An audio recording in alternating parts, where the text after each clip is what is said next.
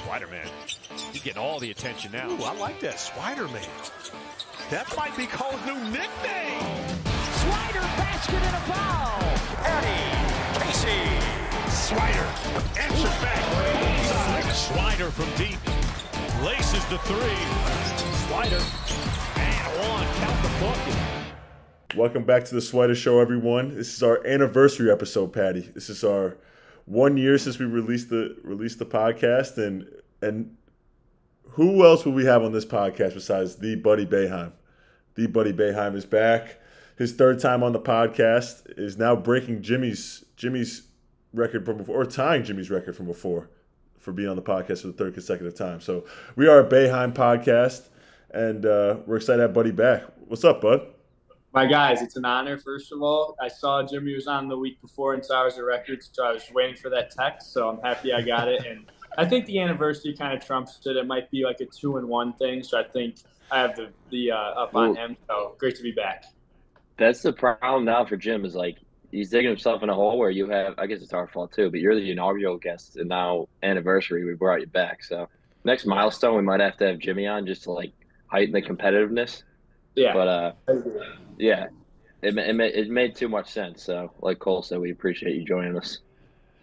Happy to be back. Hey, Patty, I think we named Jimmy a correspondent in our last episode. I think it's time to name Buddy a correspondent as well on the Swider Show. No offense to the great city of Detroit, but like a Greece correspondent just sounds a little cooler. So maybe we could find like another title for Bud.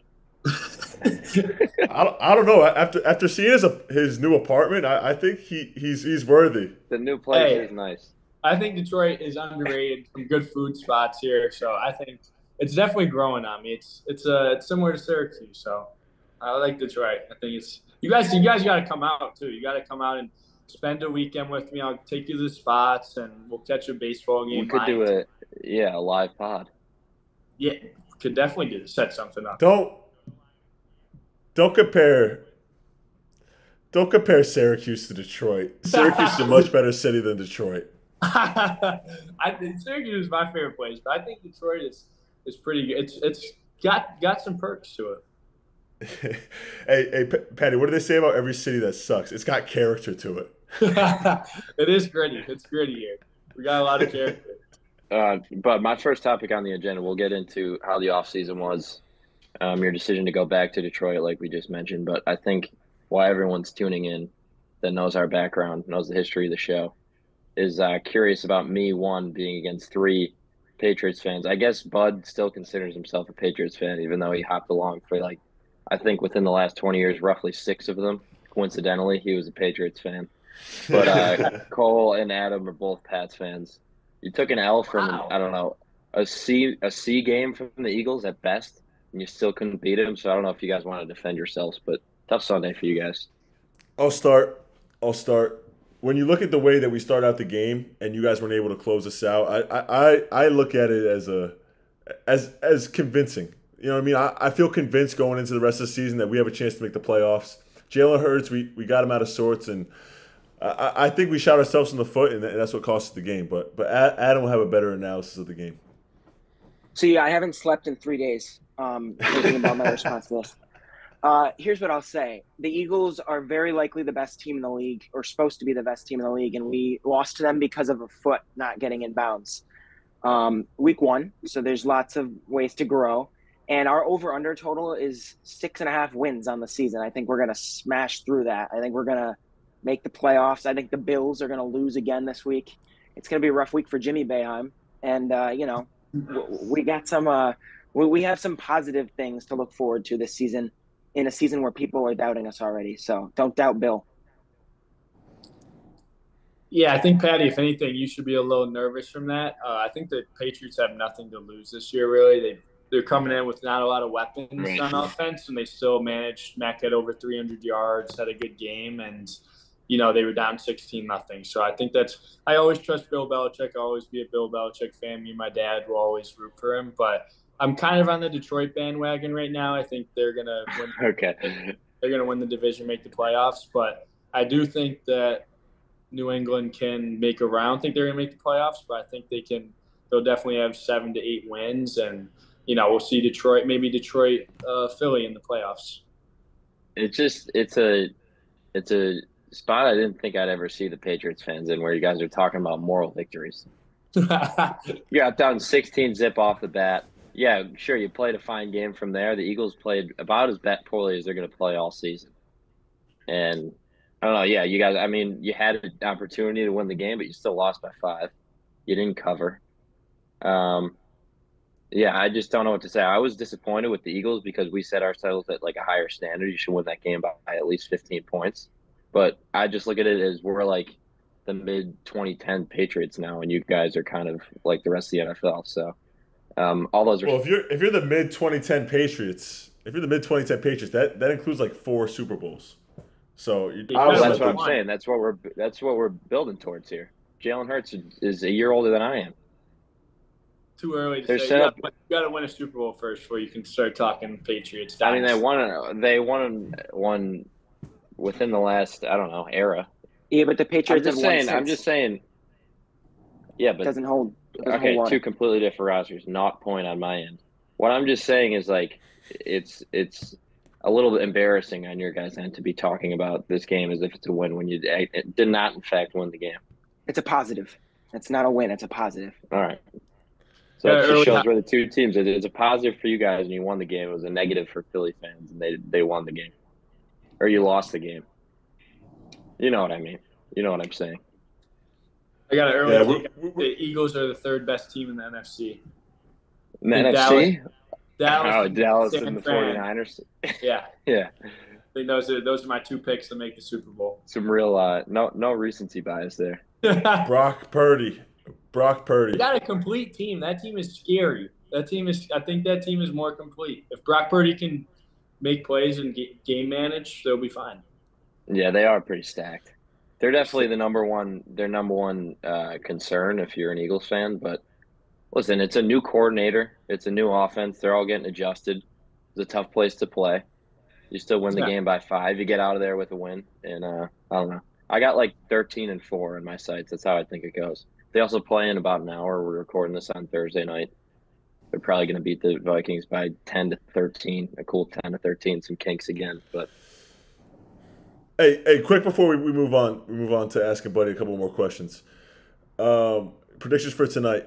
Buddy, you go first. Adam, I'll go third, and then Patty will give an outrageous take last. Go ahead. Yeah, I got high scoring. I'm gonna go 28 Eagles. I'm gonna go 24 Vikings. I think their Vikings are going to lose a lot of close games this year.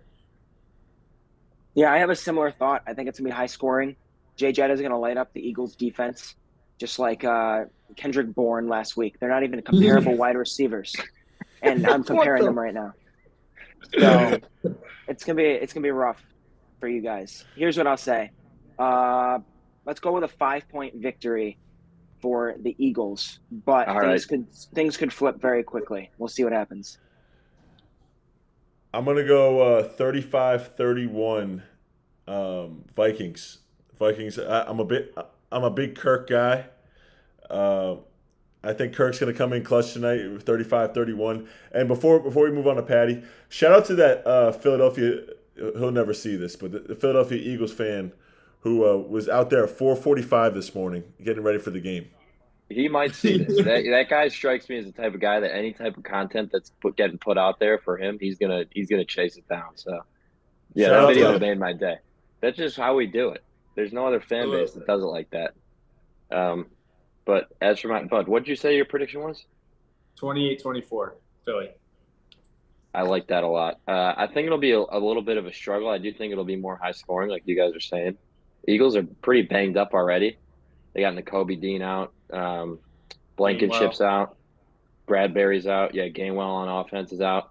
But I think it's kind of like a grinded out type win, but not in a grinded out way, if that makes sense.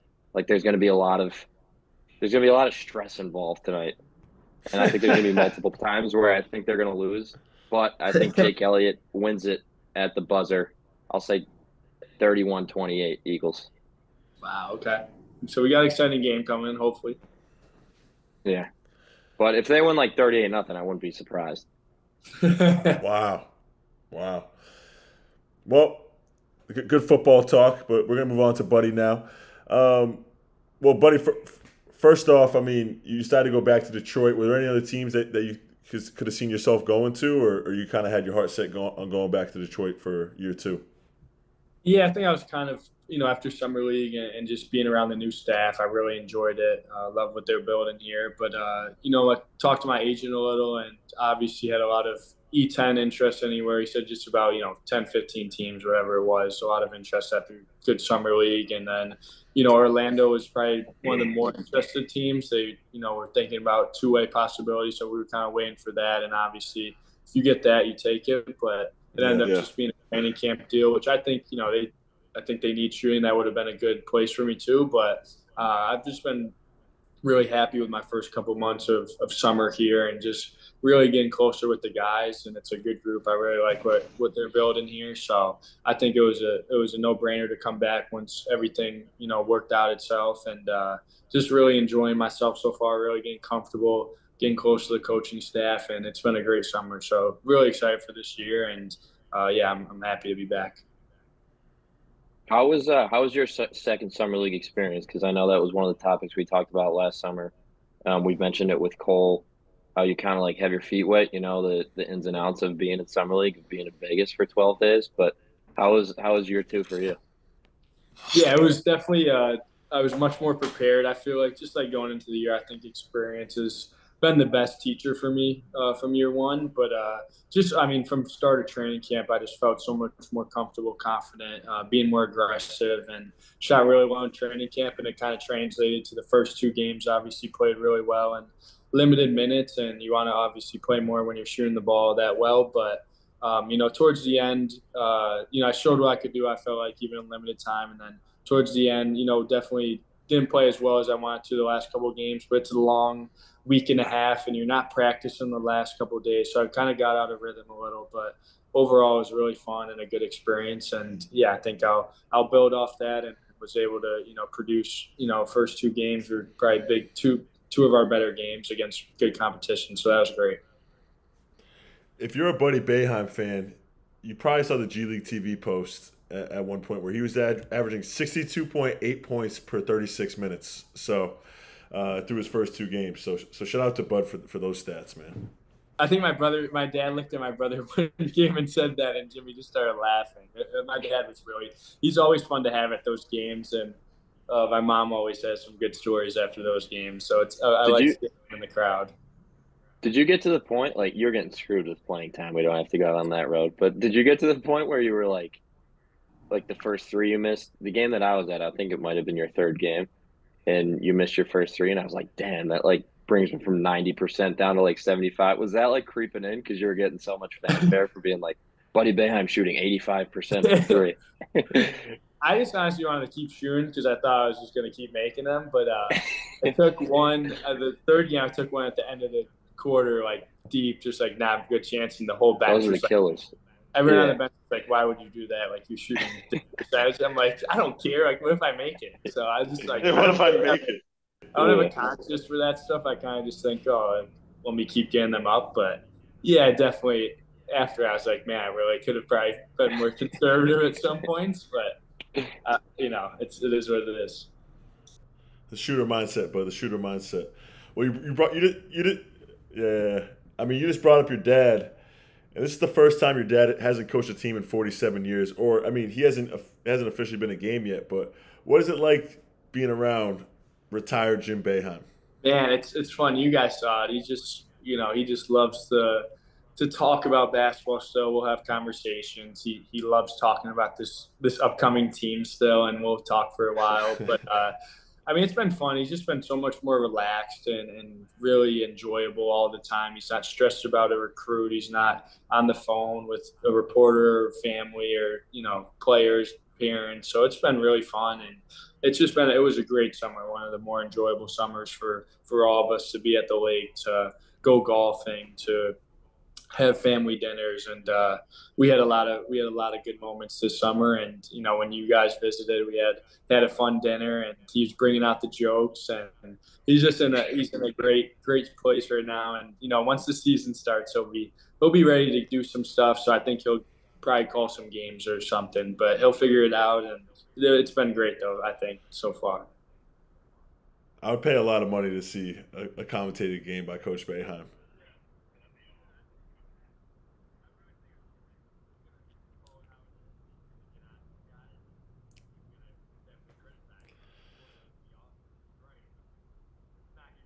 It's so funny. So my sister, college coach, your mom knows him really well, Harry Peretta. He retired the year before my sister got there, but he started calling some games. But my mom was like, he was so biased towards the Villanova team that like, he couldn't even call the games. Like he didn't know anything about the other teams. He didn't study at all. But he's so brutally honest, he can't even like fake it. So he had to take a couple games off after that. Yeah, that's what we're getting pretty much. That's what we're getting out of it. Not saying that coach would do that. I'm just saying that's been the trend for 40-year head coaches.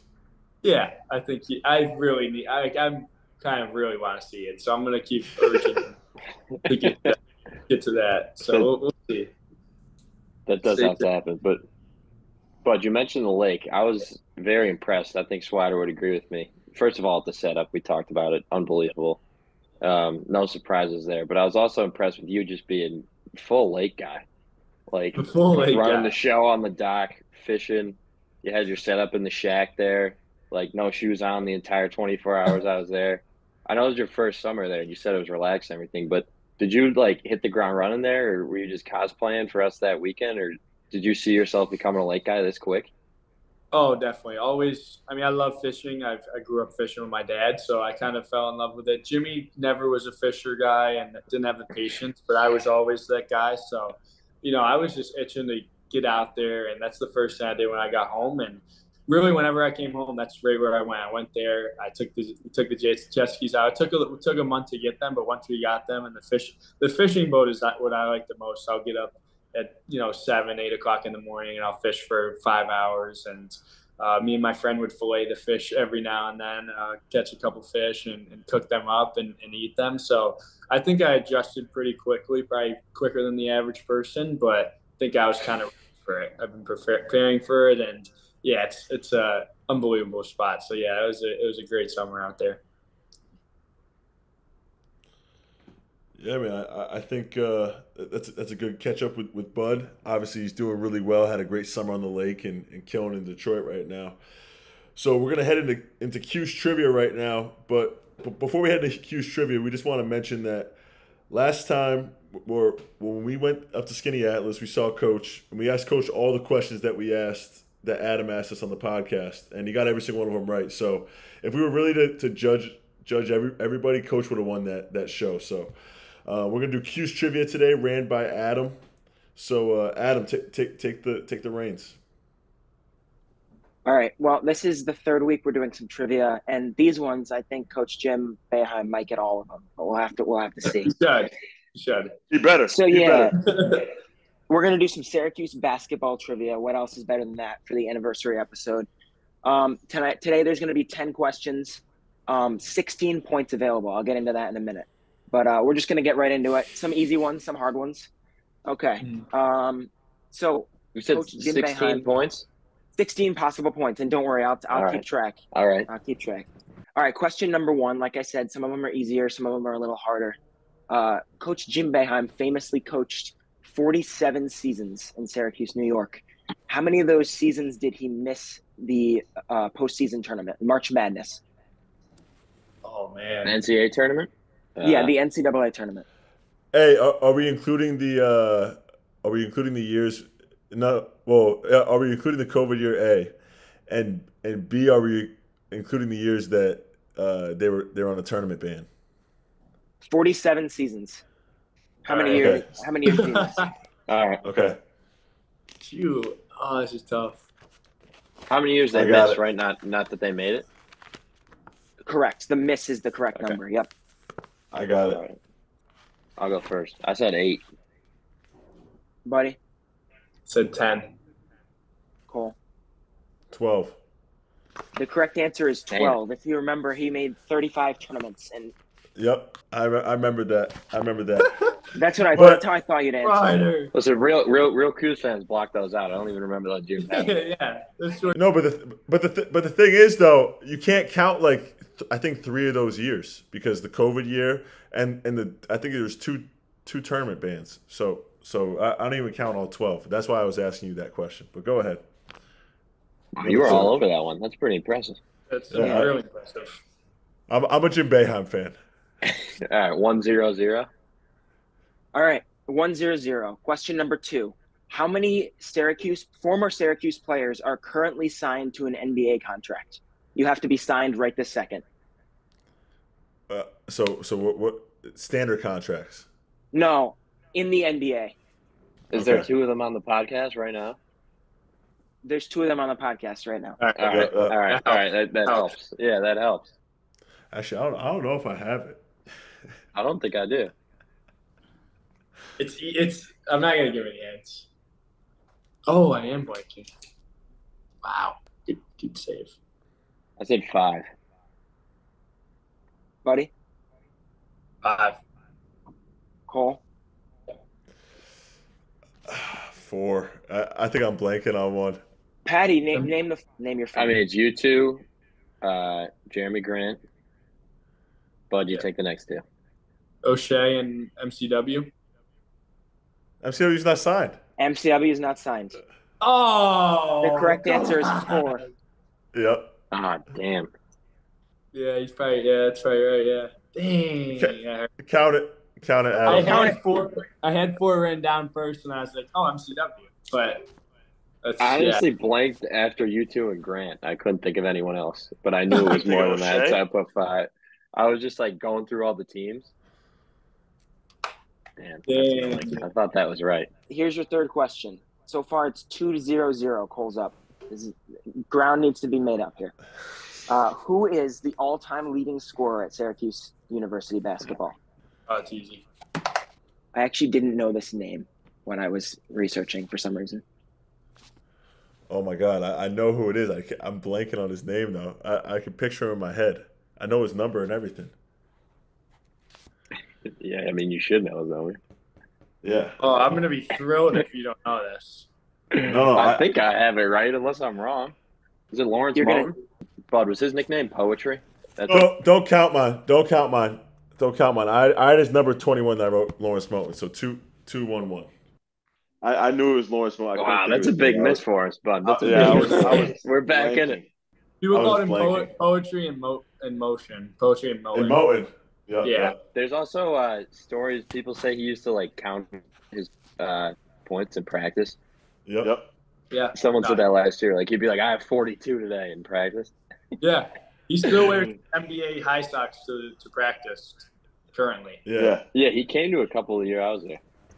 Do you remember the alumni game? Do you remember the alumni game that D-Nick played in? Lawrence was taking that game so serious. Yeah. D-Nick had like 35. D-Nick was hooping. Yeah, he was going at it. I love watching those guys too. In each of these next 2 questions, the only teams that apply are teams that have played Syracuse more than 50 times. Okay. What team does Syracuse have the best win percentage versus all time? What's the second part of the question? It's going to be the worst percentage. Oh, wow. Oh, that's a tough one. In fact, yeah, let's answer that both right. Try to write them both down. I'll give you guys 60 seconds. All right, Patty's up first. So just give us your win. Okay, or you can do both. That's fine. I said Colgate and G-Town. All right, buddy. I went Cornell and Pitt. Colgate, and I want to say St. John's. Buddy, who do you have for the worst win percentage? Pittsburgh. The best win percentage was Colgate at 84.1%. The worst win percentage was a tie between 2 teams. So you have either of these teams, you'll get a point. The first team is Georgetown, and the second team is Villanova. Oh my God. I was gonna say that because Villanova can usually shoot, but I didn't want to say Villanova. Wow. All right, so I get 2 points there, right? Yeah, help me out here. So Patty gets 2. Yeah, Cole and Patty have 3 points. Buddy has 1. Plenty of points left on the board. Yeah. Yeah. Not right. All right. So now we're talking about specifically your 2021 to 2022 team, okay, that year, those 30 games, you each had at the end of the season a points per game average, right? So Patty had a value. All three of you had that number. Yeah. What is the average of your 3 points per game? And Okay, I'll give you I got that. plus or minus a full point either side. So there's lots of leeway, but you got to give an exact number. Oh, that's tough. Yep. 34.7. That's funny. I did 34.6. 34.6. Bro, I got did 34.8. No, you have 37.8. Nah, this is a 4. It's a really bad 4. Oh, all right. I see the 4. Guys, yeah, I see the 4 now. I said the average. So hold on. Oh, Just I don't take have your a calculator. take your Divide by numbers 3. and divide them by 3. Take your numbers and divide them by 3. It's all right. Just give us a point. Just give us a point for all. What's the answer? I'm not. Yeah, just what did you guys have? Like 30? 11.6 for me. Wow. Really? It's 11.5. Wow. That's crazy. Mine would have been 11.5. Mine would have been 11.533. Yeah. Right on the dot. Wait. That's incredible. That's impressive. Yeah, mine was 11.56. Oh, my Wow. God. I Good think work, Patty Buddy. was low. Like, I think Buddy was 19.2 or something, What? and Cole was like 14 or 13? Yeah, 13.8. 3, 14.1, and 1.3. I think you were 1.3 or 1.4, Patty. I think that sounds right. I was 1.3. I know that for a fact. Okay. You can respect every bucket, too. Yeah. Wait, so So everyone gets definitely a point Is it- there, Yeah. all right. Sure. for sure. That That was was sick. impressive. That was awesome. That puts Cole at 4. That puts Patty at 4, and that puts Buddy at 2. Does that sound right? Yeah. Yep. Still mad about Lawrence Moten. All right, Yeah, go ahead. that was the All right. stop. So now, so we're through 6. We've got questions now. Each of them have 2 points available on the next 3. There we go. Okay? There we go. Syracuse basketball, highest game ever, points scored in a game by one player. Who was the player and how many points? Yeah, it's a 2-point question, and you have to get it exact, both of them. All right. Do we have guesses? Are we ready? Yeah, give us. I'm ready. You good? Yeah. Yep. I said I know this game happened, so I said GMAC 43 against BYU. Buddy? I think it's wrong. But 53. I just guessed Raphael Addison, an older player, but good player. I want to do Lawrence Moten 46. Bill Smith had 47 points in 1970-71 season. So you're off by 1, unfortunately. Bill Smith. So Yeah. How are we gonna get that? That's a good. Do you know who that's that a is, good bud? know, though. That's why Probably you're Jim off by Boeheim. 1. So do I get a point for that or? No. Why would you get a point? No. He's I trying just to wanted get to see. the closest. I just want to see Patty's reaction to that because I know you get mad. What was the last season? So it would be like the first year dash the second year, like say that season. Right. That Cuse was ranked. And what was their ranking at highest? What was their highest ranking? I said 2018-19 ranked 13th. Buddy? 2018, 19, 22. Cole? 2018, 2019, 18. The correct year was 2018-2019. And the highest ranking was 15. Buddy, how'd you not get that right? You're on the team. Fair. That's bad. That's on me. So that's 1 point for everyone. Not bad. 5 for Cole. 5 for Patty. Yeah, I got 5. 3 for Buddy. Plenty of points left on the board. I need So a double. let's stay on the topic. of 22. ranking. What is the last season that Syracuse basketball was ranked number 1 nationally, and what loss made them drop in the rankings? So I need a season and I need a game. So if it's at Binghamton, you say at Binghamton. If it's at home versus Binghamton, you just say at home versus Binghamton. Lots of Bearcats references today. Yeah, you're a big Binghamton guy. Big. We good?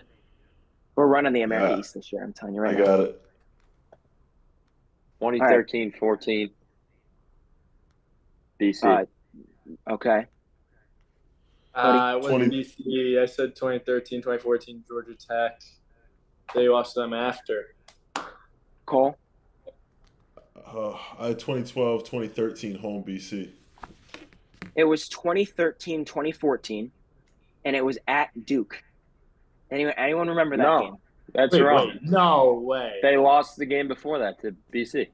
Right, but they were still number 1 Syracuse when they played against Duke. Oh, my God. Wow. How many times have you seen the broadcast with 1 Syracuse next to their name?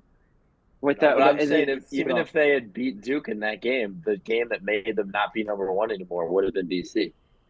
No, Adam, stick to your gut here. Stick to your gut here. Stay with it, Adam. Stay with it.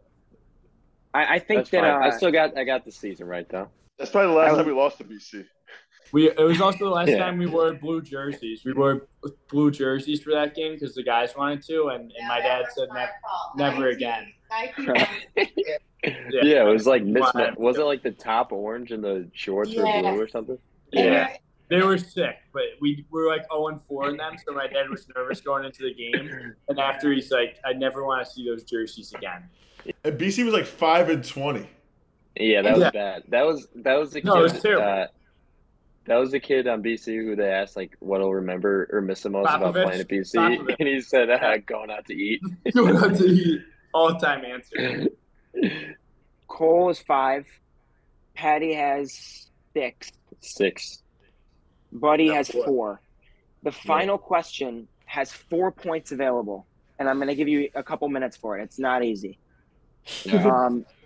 So you're going to go back to your 2021-2022 season, and you're going to give me your biggest win, your biggest loss, your smallest win, and your smallest loss. Just the opponent.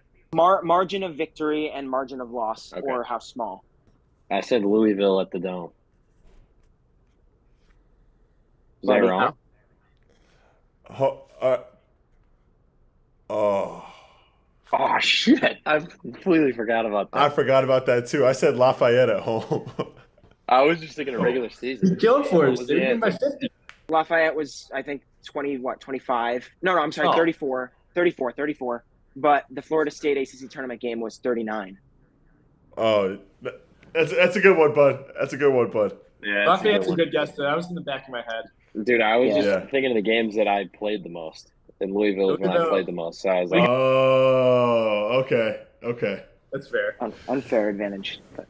But Patty was in there for like the under 8 timeout.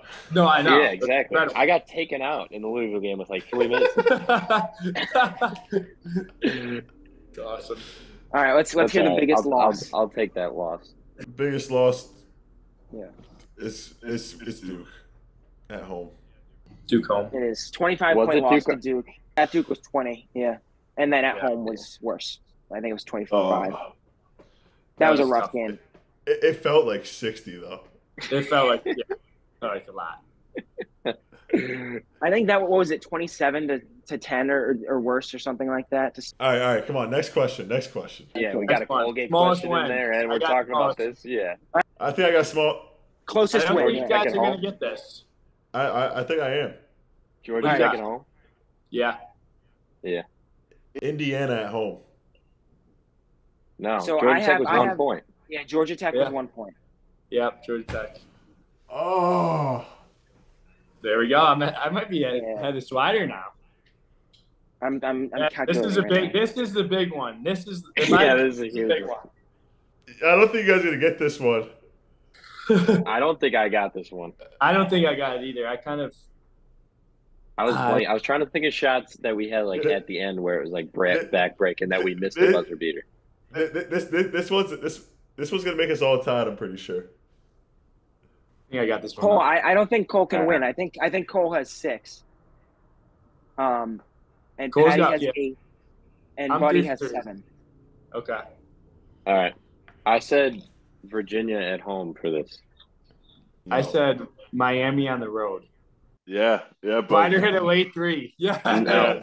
Miami on the road. Miami on the road is correct. Yeah. Oh, you did. I had home first, and then I was like, wait, I think Swider cut to 1 at the end. Yeah. Damn, I should have had that poll. All right. So that's a tie. Final 8, tally. 8 for Buddy and Patty, and 7 for Cole. Actually, how about I think of the question? Swider, Swider. you think of the tiebreaker. All right. Wow, I just went 4 for 4. Wow. Yeah, that was clutch. That was a big time comeback. Did you get all those? All of them. Damn, I only. Buddy hasn't missed a question since like question 6. Like that's a back end. I'm honestly comeback. kind of surprised Louisville wasn't the answer. Dude, They were awful. They had no game plan. For the last question of Cuse trivia, I will not be involved in this, so I came up with the question. Adam did a great job. Jesse had a big jump from his sophomore to junior year of college. Name how much of a point per game jump it was from his sophomore to junior year. Can we be within a point again? Yeah. No, it's good. No, let's just do closest wins. Yeah, closest wins. Yep. I can't subtract here. I said the jump was from 3.8 to 12.1. It was not. Well, Patty? You have to give a number. Give a number. Yeah, I got it. I'll finish the math here. 3.8 to 12.1. Yeah. Take your. That's like 8.3. That's 8.3. 8.3 is right. 8.3. 9.2. 8.2. 8.2. Buddy is closer. It went from 1.9 points per game to 12 points a game. Wait. Oh my gosh! Was Wait, that? actually? You're kidding? Yeah. Dude, I thought it was like 4 to 13. Nope. Shout out Jeff. 1.9. I thought he was in the threes. 1.9. That was a tough look for me, not remembering how to subtract on a paper piece That's like pen and paper. Doghouse number. Yeah. Shout out Jesse. Wow. Most improved player. Big jump from his sophomore to junior year. Dude, he would have won most improved if he was healthy. We also would have won the national championship. Yeah, Yeah, we might get a Nice. little March. I agree. Well, that was fun. Appreciate you, Adam. Any closing thoughts on Cuse trivia? I want to participate next time, so maybe someone else can come up with the questions. Thank you guys for tuning into this episode, buddy. Appreciate you coming on. Yeah. Appreciate it as always, guys. Great talking to you guys. And Congrats on the W. yeah, happy for the W. Just an honor to be an anniversary guest. Love this pod. Yeah. And yeah, can't wait for many more visits. And yeah, looking forward to it, you guys. Appreciate it. He's got the correspondent tag on now, so now every time we ask him to come on, he has to come on. So we got a correspondent in Greece and a correspondent in Detroit. We're a Boeheim podcast, as I stated before. So, like I said, thank you guys for listening this week, and we're going to kick it over to Patty for the outro.